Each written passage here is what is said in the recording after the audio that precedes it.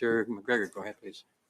Yeah, thank you, Mr. Chair. Regarding the last two votes to adjourn, I'm certainly not going to let the Conservatives get off that easy because, for Canadians who are watching the committee proceedings right now, the Conservatives are essentially running interference and defense solely for their leader.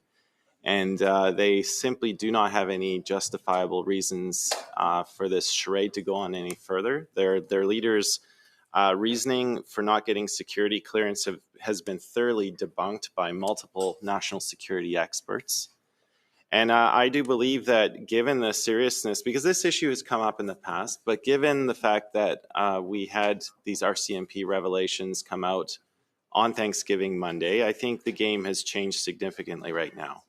And if you look at what is contained in that RCMP report, the references to very serious criminal activity on behalf of the agents of the Indian government, I believe this is a time where we have to put our country first, where the partisan interests of our party need to come second to the interests of Canada. And I believe the interests of our country right now demand that we form a united front. And that means all federal political party leaders getting the clearance necessary to receive those briefings so that they can make informed decisions within their own caucuses, and so that our foreign adversaries can see when they look at the House of Commons, yes, we've got our political differences. We fight very hard on the floor of the House on many different issues. But when it comes to an issue as serious as foreign interference, we stand united, and we have a united front where all political party leaders are getting the briefing necessary to take relevant actions. Now, I want to refute a few points that were brought up in argument by my Conservative colleagues. Now, Mr. Motz earlier talked about the CSIS Act. And I just wanted to quote from Wesley Wark, who has been at this committee many times, who has been a member for both Liberal and Conservative governments as a national security advisor. He has briefed them. And I just want to quote from this iPolitics article. Quote, Wark also shut down the idea previously floated by the Conservative Party that the federal government had other avenues of briefing Poilievre on the critical information that don't involve a security clearance, namely invoking the threat reduction measures included in the CSIS Act. Quote, he's playing with the public on that one too, said Wark. Threat reduction measures are not meant to be a tool to provide intelligence to people. They've been used as a workaround by CSIS because they don't otherwise have the authority to share intelligence. The important thing to understand about threat reduction measures is that they are targeted. They are not designed to provide broad information. So that directly refutes the arguments that were just made by Mr. Motz at this committee. This is a time when I think the continued refusal of only one leader in the House of Commons to get security clearance is raising far more questions than is necessary. Questions such as, what could possibly be holding back the leader of the opposition from getting it? Is he even able to get it? Are there concerns about his ability to apply? Is that why he's not making it? The other thing that's bringing me quite a bit of levity is the fact that my Conservative colleagues love to quote from Mr. Mulcair, the former leader of the NDP. I haven't spoken to Mr. Mulcair since 2017. He doesn't represent our party anymore. He is paid, I believe, by CTV to be a political commentator. He is not a national security expert. And so if he's on the air and you're quoting him as an authoritative source and you're completely ignoring the many CSIS officials who have spoken out on this measure, I think you're obviously doing the argument here a complete and total disservice. So I also want to talk about some other quotes on this particular subject. So on the Hill Times, former CSIS executive Dan Stanton was also quoted, and I'll read from the article here. Stanton said Poilievre deserves criticism for not getting a security clearance. He said that classified data is necessary for the Conservative leader to take action on any compromised members of his party. He said Poilievre's explanation that his chief of staff takes briefings is, quote, ridiculous, Briefing his chief of staff is pointless, said Stanton. He cannot advise Polyev as to the contents of the briefing, nor can the chief of staff take action a party leader can and should. I want to also go back to the iPolitics article, because there are more quotes here from Wesley Wark, who basically said that the arguments being made by the leader of the Conservatives is nonsense. Mr. Wark said that the Tory leader is knowingly misleading the public by claiming he doesn't need the clearance because of his chief of staff has received briefings. Quote, Pierre Poilievre's idea that it's sufficient for his chief of staff to be briefed for him and for his chief of staff to share that information with him is complete nonsense, Wark told iPolitics. And Poilievre, having been a former privy councillor and minister, knows it's nonsense.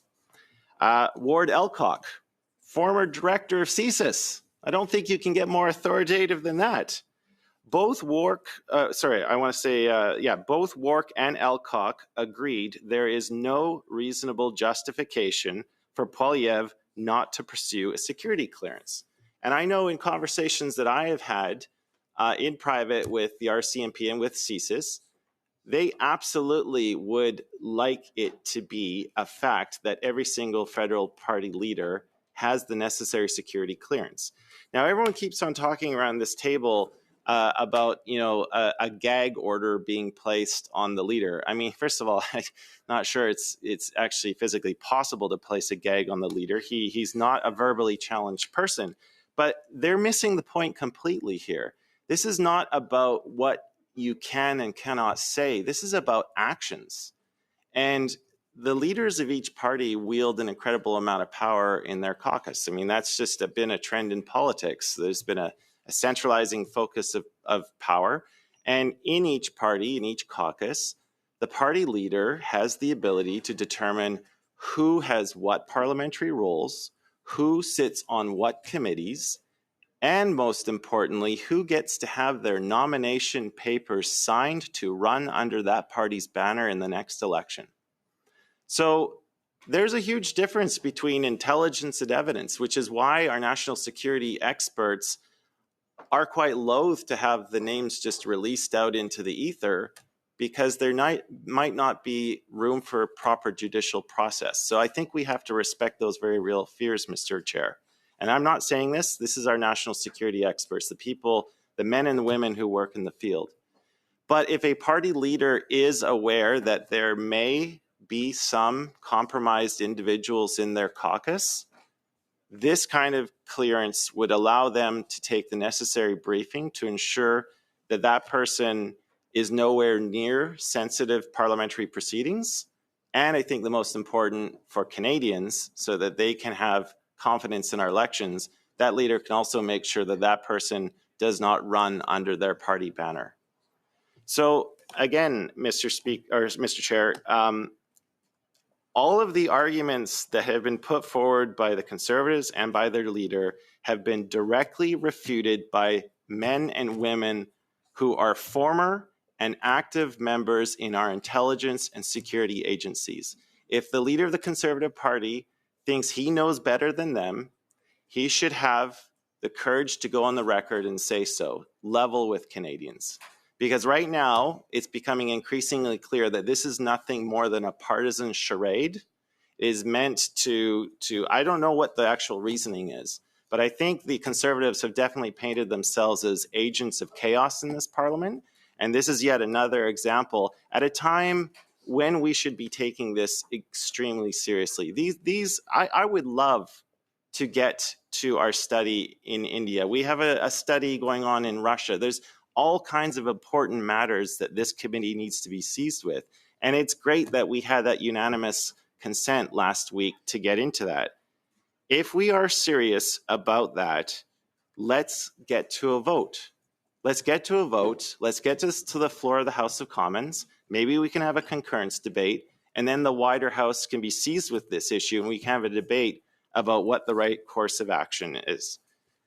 I don't think that this going on and on serves Canadians. And so I would urge my Conservative colleagues to stop their speaking spots, listen to the evidence that's been presented by multiple people who work in this field, and let's get on with this. Let's show our foreign adversaries that while we may have our political differences, on this front, we stand united.